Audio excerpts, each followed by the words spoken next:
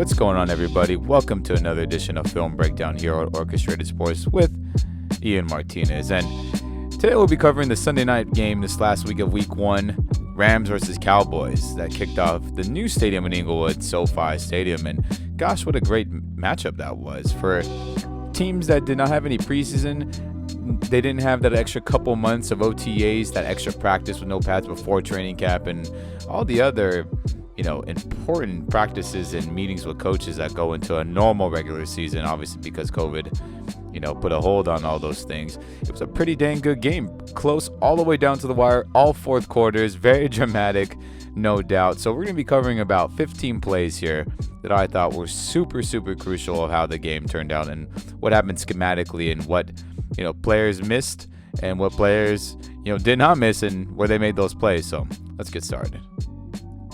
Since Sean McVay became the Rams head coach and offensive play caller, they have been one of the best teams in screen passes to running backs and especially to receivers. As on this opening drive here, they run a fabulous screen pass that doesn't look like a lot of other teams' play calls, in which Robert Woods is going to motion down to the bottom of the screen here. Jared Goff's going to fake the handoff to Cam Akers to the left. He's going to roll out like they're running a play-action boot pass. So he's going to roll out to his right and then immediately throw back to Robert Woods at the bottom of that screen where all the linemen will block the people in front of him for a quick second, let them go, and then go and lead block and help out Robert Woods to get a big gain here.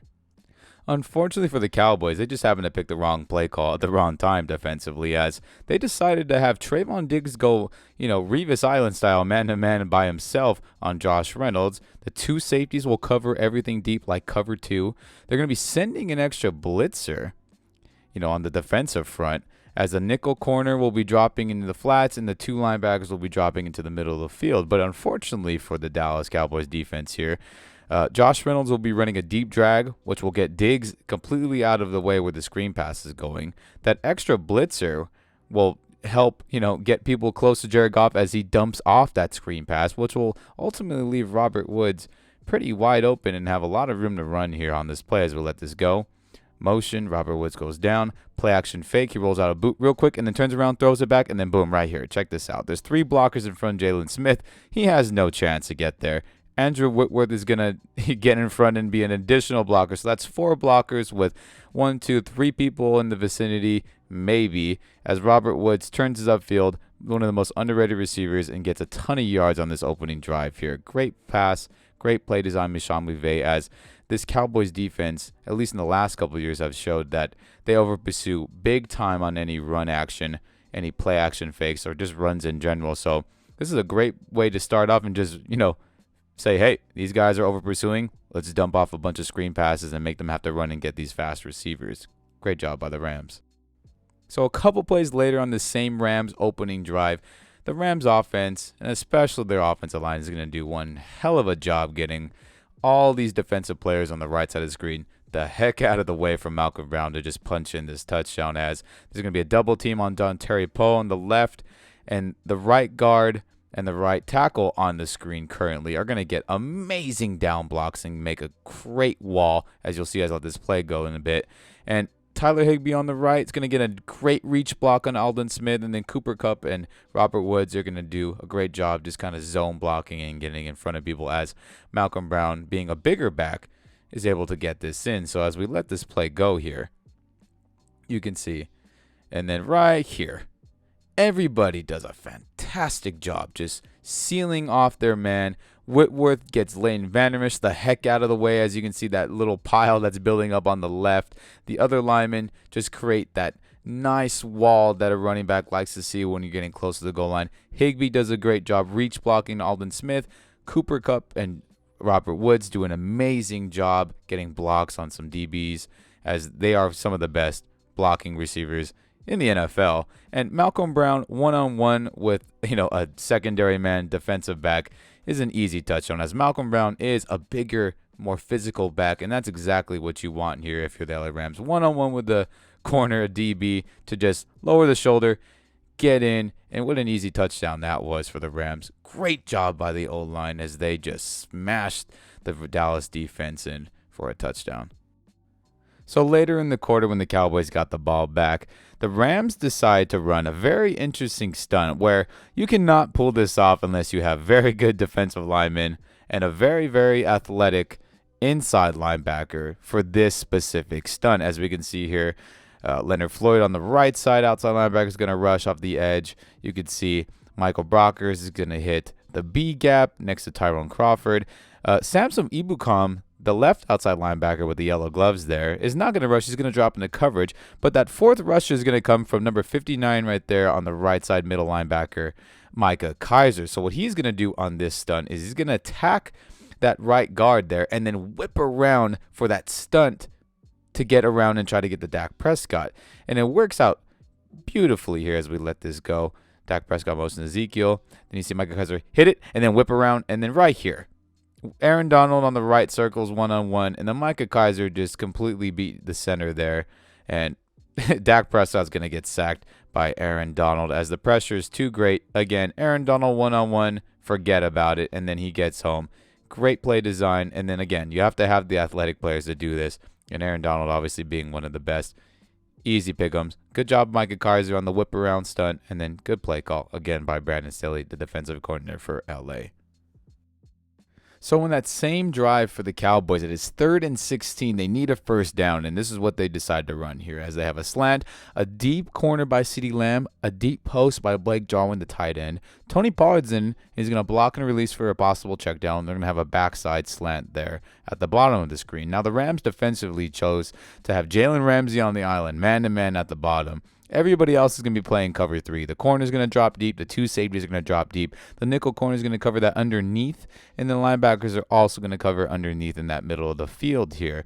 So what ends up happening is that Dak Prescott wants to throw the ball to CeeDee Lamb so bad that he stares him down and does not notice Blake Jarwin wide open on that post right here if we pause it. He can either throw to Amari Cooper in that left circle and, have a quick completion. And Amari is fast. There's a possibility that he gets some good yards. Maybe not the first, but it is possible. He could have thrown that. And then Blake Jarwin, again, that second circle to the right. He is running as wide open as you possibly can in the NFL. And Dak Prescott just wants to throw that deep corner to CeeDee Lamb. As CeeDee Lamb is covered, as the corner is dropping underneath, that could be possibly interception. So he holds on to the ball. And instead of it being a huge gain, a first down, or even possibly a touchdown, he gets flustered and then throws an incompletion to Tony Pollard here. As, again, Dak Prescott missed a read here. He could have had Blake Jarwin, and that's a big, big, big blow to that drive for the Dallas Cowboys. And very lucky and very fortunate for the Rams that they did not get exposed there on that coverage. So we jump to the first part of the second quarter, early second quarter here, where both teams have had a couple 3-and-outs, and now the Cowboys are in the red zone here, and they do end up scoring on this play, and we're going to show you why. But first, the Cowboys are running a streak, a wheel route on the right side. At the bottom, receiver sets, they're going to be running a deep corner and a drag, and the main guy here we want to focus on is Ezekiel Elliott running that little swing route to the right to the top of the screen, which ends up being the touchdown here. Now, this happens because the Rams decided to run man-to-man coverage at the top as Jalen Ramsey's man with the receiver, linebacker Kenny Young is man with the tight end, and everybody else is running a variation of cover 3. But in this defensive coverage that Brandon Staley chose to run on this play, there is nobody that has responsibility for Ezekiel Elliott if it's a pass play to the outside, as Ezekiel and Tony Pollard have been running check downs right up the gut. Nothing to the outside for the most part of this game so far through the first quarter. So as we let this play go here, you see the man-to-man, everybody dropping the zone, and then Ezekiel's wide open, easy completion. But then right here, boom.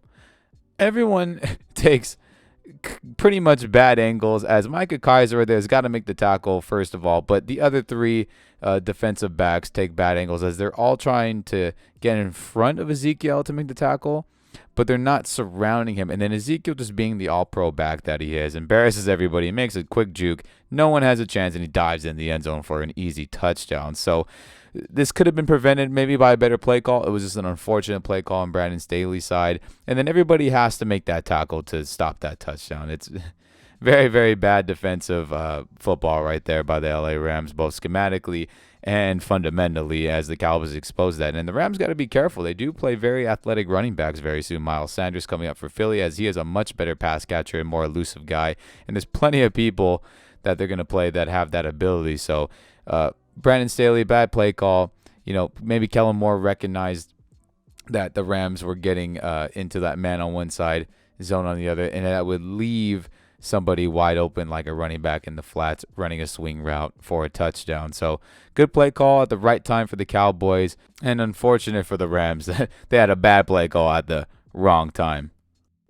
So much later in the second quarter, after multiple 3-and-outs from both offenses, the Cowboys get the ball back here, and they're going to be running, starting from the bottom, a deep curl comeback. The tight end's going to be running a post. Ezekiel's going to be blocking, and then a little check down up the middle. CeeDee Lamb on a deep corner, and the top receiver there running a shorter curl comeback as the Rams decide to run a cover 4. So both corners, top and bottom, dropping deep. Both safeties dropping deep. The slot corner there is going to be covering underneath, as well as the middle linebacker Kaiser, and as well as Samson Ebukam there at the bottom. He's going to be dropping into coverage as the other 4 up front, D lineman and outside backer will be bringing the rush. Now, this is a huge play simply because Dak Prescott gets flustered by some pressure. Nothing crazy, not a lot of pressure, but he gets flustered enough where he misses 2 people on one possibly being a touchdown and one possibly being a big completion as we let the play go here. As you can see, as we pause it right here, you can see that Leonard Floyd gets a little bit of pressure on Dak. He gets flustered, and then he doesn't see Blake Jarwin, that middle circle to the far left. He beat Fuller, the rookie safety there, and that's probably an easy touchdown if Dak throws it out there. Or if not, he doesn't, go there. He can throw that corner if he fits that into the sideline to CeeDee Lamb. Both of those will for sure be big completions if he's able to see it, but the pressure gets to him and he doesn't see it, which ends up leading to to an incomplete pass to the check down to Ezekiel. And that's a great job by the Rams getting just enough pressure to fluster Dak Prescott, and Dak Prescott just doesn't see the 2 receivers running pretty open on deep routes. Again, for the third time in this game, they miss a possible big completion or a possible touchdown. That's a good job, Rams, and again, just enough pressure to fluster Dak Prescott. So after both teams go 3-and-out again, the Cowboys get the ball back late in the second quarter, and starting from the top, these are the routes that Dallas chose to run: a deep curl comeback, a streak, an out by CeeDee Lamb. The running back's going to be running a check down up the middle, and then the bottom receiver is going to be running it in, as the Rams chose to run man-to-man coverage with only the safety and the linebacker dropping into coverage to help, free roam and help wherever they see fit. Now, this should be an easy completion because John Johnson, that's in man-to-man coverage with CeeDee Lamb, is very, very far away, playing that very off, almost 10 yards off coverage in this man-to-man, choice of a play call for the defense here. Now, this should be a completion. It's 3rd and 7. John Johnson's 10 yards away to begin with. CeeDee Lamb runs his route, but then he stops in the middle of it for some reason right here. Look it. If he keeps running, Dak Prescott makes a throw to the outside. It's an easy pitch and catch. CeeDee Lamb probably turns upfield for another 5, possibly at least, and that's a first down to keep the drive alive. But for some reason, I don't know if he thinks Dak's getting pressured. I don't know what he sees from his vantage point, but he just stops the route, which leaves enough time for John Johnson to come back and make a play, cause an incompletion, when it should have been an easy first down for the Cowboys. As, again, I don't know what made CeeDee Lamb stop, but again, another miscue for the Cowboys offense and another big break for the Rams defense in this game, as they're able to hang on. And what ends up happening here is that Greg Zuerlein misses a field goal. So it was a critical play in this game. Now, the Rams get the ball back here late in the second quarter, and this is a huge 3rd and 5 right here at the middle of the field for the Rams that try to keep the drive alive and, score some points of some kind. Now, starting with the bottom receivers here, there's going to be a drag route by Kupp, an intermediate, middle in route by Woods, and a deep in by Gerald Everett. Now, the magic here is Van Jefferson running the streak at the top of the screen. And why is this the magic, play? Because of what the Cowboys decide to run on defense. Now, they kept putting young rookie corner Trayvon Diggs in man-to-man situations, so they obviously believed he can handle it. So he's in man-to-man at the top. They're going to be sending a blitz, so there's going to be 5 people rushing with Jalen Smith dropping into coverage. Surprisingly, have DeMarcus Lawrence dropping into coverage with the other 3 DBs dropping deep. And the problem is that Jared Goff realizes that it's man-to-man and realizes that the middle safety right there kind of lined up at the 40 will not be able to get to the outside to help Trayvon Diggs if there is a streak. And Jared Goff realizes it, and he immediately looks to Jefferson to throw that streak and throws a beautiful ball to Van Jefferson where only he can get it. So that's a great job by Jared Goff, realizing the coverage, realizing what the Dallas defense is trying to do to him, and then just making an incredible throw on a critical 3rd and 5 here to keep the drive alive. Great job. So after the Rams kick a field goal in that previous drive to go up in this game, the Cowboys get the ball back in a 2-minute situation and drive down pretty dang good, as at this point they're in the red zone, knocking on the door to score. So what ends up happening here, that the Rams decide to try to attack the weak, backups on the right side of the Cowboys O-line. So what they're going to do here is that the main key component is that Michael Brockers, that lefty tackle, number 90 here, with the towel hanging out the back, he's going to try and push between the center and that left guard there, and he's going to try to push the pressure to that right side of the O-line with Aaron Donald and Leonard Floyd rushing. So what ends up happening is that he does that, but they don't get there in enough time. And then right here, look at the Cowboys offensive line does just enough of a good job holding them off, but Dak Prescott has tons of room to run, and him being an athletic quarterback, he for sure should take that, and he does, which ends up being a huge gain on a 2nd and 11, getting close to the goal line. This was ruled a touchdown, but after review, they said he was short. Big gain, and the Rams got to be careful here against athletic quarterbacks as they play a bunch going forward. Kyler Murray, Russell Wilson twice, Josh Allen, Carson Wentz, and it goes on and on and on, that if they do try to do, rushes like that they get there in a hurry, because things like this can happen. So on the very next play, the Cowboys are basically on the half-yard line in this jumbo goal line formation with all the big boys lined up to, smash the football into the end zone. So what ends up happening here is that there's going to be a double team on Sebastian Joseph Day, the lefty tackle. The center is going to go one-on-one with the nose guard. Aaron Donald's going to get double teamed, of course. Morgan Fox, the right defensive end for the Rams, is going to get double teamed. And then the fullback's just going to find whoever, shows up in the hole there and try to block him. And Ezekiel's going to get the handoff and just read it, get in the end zone. So what ends up happening here is that all the linemen, as we let this go here, do a pretty dang good job moving people. But right here, Leonard Floyd is not at the outside backer position usually, as he is a big player and is very athletic and very strong. So they have him lined up inside. And then right here, he's one-on-one in Ezekiel. And look at it. If you're Leonard Floyd, you got to make that tackle. You can't just go chop at the legs. Ezekiel's too good at lunging forward to get into the end zone or any first down short yardage situation. And he just does that exactly. Leonard Floyd goes low. He doesn't really try to drive. And Ezekiel just takes it on and just gets in the end zone. Easy touchdown for the Cowboys. Now, the Rams obviously are going up against an all-pro runner, but if they get into these situations, it's expected that, big-bodied defensive players like Leonard Floyd or Aaron Donald or Brockers or whoever is able to, stuff that run if you're left on one-on-one like that, especially with him being physically bigger than Ezekiel Elliott. But again, Ezekiel is an all-pro, and he does a great job getting in the end zone there. Okay, on this next play, I'm going to let it go, and I'm going to pause it right here.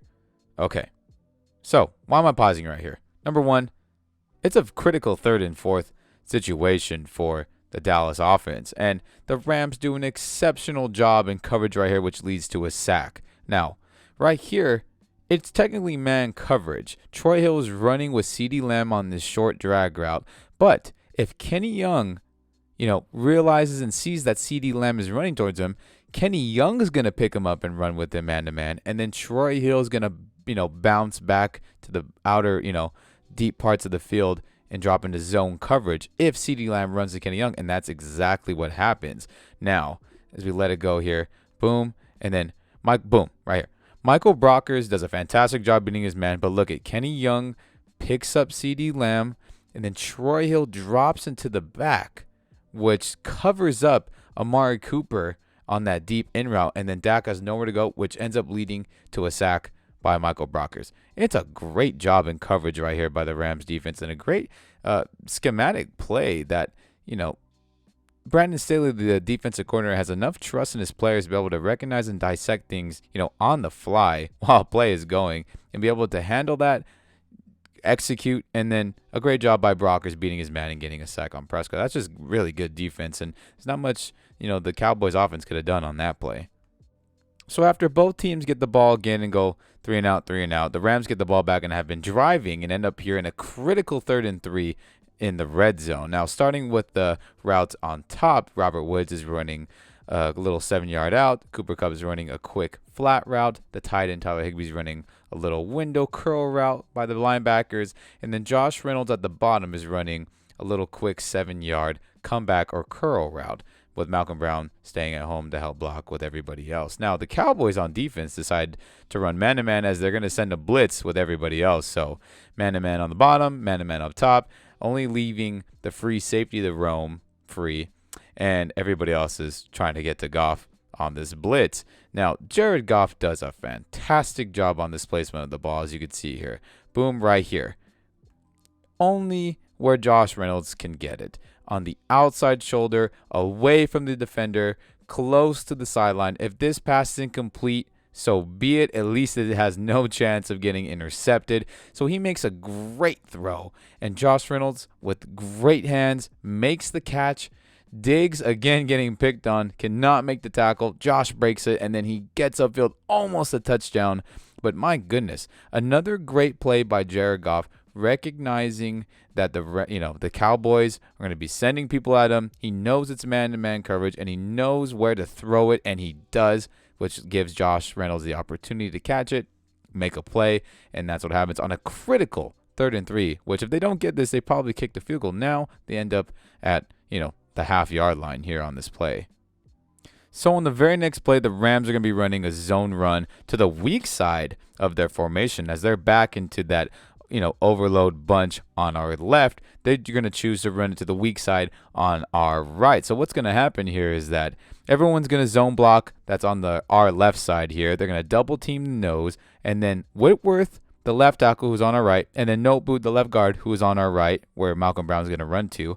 They're just going to one-on-one handle Everson Griffin and Tyron Crawford. They do a fantastic job getting on them and sealing them away, giving Malcolm Brown an opportunity to be one-on-one with number 23, the safety for the Dallas Cowboys, as we let this go. And then boom, right here, he bounces it, and then perfect. Malcolm Brown is just too strong, too fast for this guy. Is able to stiff arm him and then get in and jump in for an easy touchdown for the LA Rams. And it's just been a really, really great job, getting short yardage situations for the Rams, for Malcolm Brown in this game, as the Rams were, really not good and short yardage situations running the ball last year. And it's a big improvement against a team who said, hey, this might be one of the best front sevens in the entire league, with them adding Poe, Griffin, with Jalen Smith, Van Der Esch, and all these guys. So a very, very excellent job. Just good one-on-one zone blocking by the left side of the Rams offense, Whitworth and Noteboot. Great job by the Rams. So after the Rams score the touchdown to go up in this game, the Cowboys get the ball back, and they drive down very successfully, getting into the red zone, and again, in another critical long 3rd and medium situation, this being a 3rd and 6. Now the Cowboys, starting with the bunch formation on the top, are going to be running a drag, an in route, and an outside little curl, with Ezekiel running a wheel route, and then the receiver on the right running a quick post. Now again, this is 3rd and 6. And the Rams are in man-to-man coverage all across the board. Now, as we let this play go here, Amari Cooper just has to make this catch. Boom. He just wasn't ready. It hits him in the thigh pad when he should be. As soon as you make that break in that drag out, you got to be looking for the ball immediately. You never know when you'll be open. You have to look right away. And he didn't. And it hits him in the thigh pad. If he were looking, he probably makes that catch, and he probably lunges forward for a first down. Does the Rams defender on him make the tackle? Possibly, but you at least got to give your team a chance. But he wasn't ready. Hits him at thigh pad, incompletion. And it's just crazy. It's just another drive where the Cowboys receivers aren't ready for the ball. They stopped running a route. They weren't paying attention. And then when they were, Dak Prescott was missing him. But on this time when he was open, he just wasn't ready to make the catch. And the Rams get lucky again on another critical, red zone third and medium situation. So after a couple 3-and-outs from both offenses, the Cowboys got the ball back and drove down yet again into the red zone. But instead of kicking the game-time field goal that would have put it 20-20 in this fourth quarter, they decided to say, hey, we're going for this thing on 4th and 3. Now, as most of you have seen this game, they did not get it. The Rams made an incredible play to tackle CeeDee Lamb short of the first down marker. But we're going to show you how that happened and why it happened. But first, we're going to start off with what the Cowboys did on offense, starting from the top receiver, running a post curl, Ezekiel running a swing, the tight end on the right running a quick in, the very bottom receiver running a streak up the field, and then CeeDee Lamb being the target of this play, running a short drag route to get the first down. Now, the magic is on defense here, obviously, of what they decided to do. Now, Brandon Staley called a man-to-man coverage, and everybody man across the board. And the very interesting thing about this man-to-man coverage is that it, with Troy Hill and Fuller, the safety number 32, depending on what happens, that's whose man it is. And what I mean by that is CeeDee Lamb runs upfield or runs to his left, to the outside left sideline. That's Troy Hill's man. If CeeDee Lamb runs anywhere inside, that becomes Fuller's man.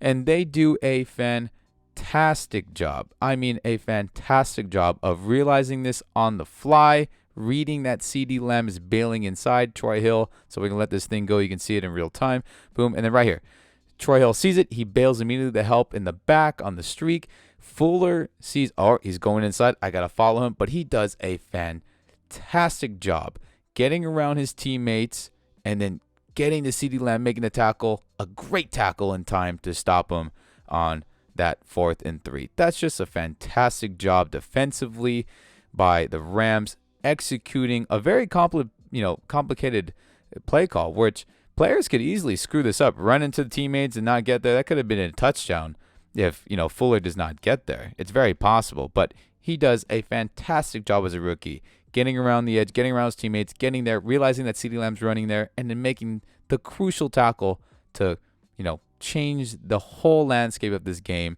And that was Dallas's last chance to get points. That was their last chance, and the rest of this game is history, as you guys know.